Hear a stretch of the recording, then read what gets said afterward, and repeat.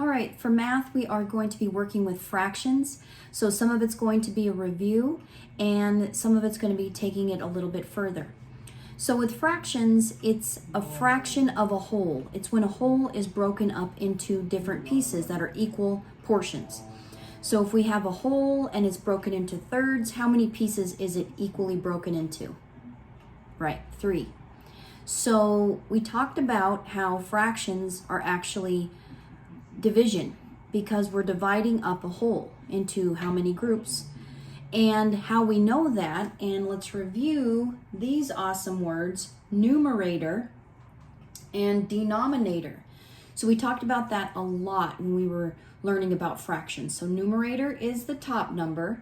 That number is telling us how many out of the fractioned whole. Okay, how many are shaded, how many are eaten, how many are gone. That's the numerator, the top number.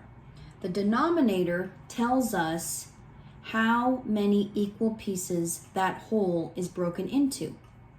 So for instance, if I have these fractions here, 2/3 and 2/4, how can I make sense out of those fractions? First of all, I have to remember my numerator and my denominator. So my numerator tells me how many pieces are shaded out of how many total, my denominator.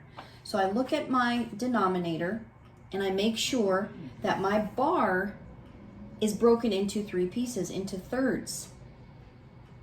My numerator tells me that 2 pieces out of the 3 are shaded. This one here, 2/4, how do we read that? How do we make sense out of it? Well, I like to go to the denominator first. That's always a good idea.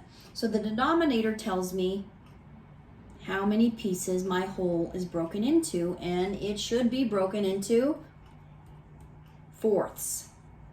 Remember we were working on that fourths, that TH at the end? So how many should I color in for this fraction? I look at my numerator, tells me how many out of 4 I should shade in. 2. So 1, 2. Now the next step we're going to take is we are going to compare these 2 fractions. Which one is larger? Well, the best way to figure it out at this point is to draw a bar graph. Both these bar graphs are equal. I took a ruler and I measured out so they would be the same size, but they were broken into different pieces. This one was broken into thirds, this one was broken into fourths, but they're the same length. Okay? So visually looking at this one here, 2/3, is more than 2/4.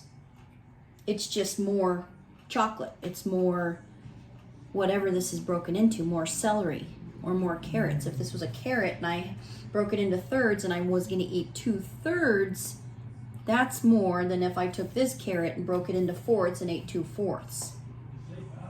What do we know about 2/4? 2 is half of 4, so this amount is also half. Remember we talked about that? An equivalent fraction would also be half. They're equal. 2/4 is also another way to say 1/2.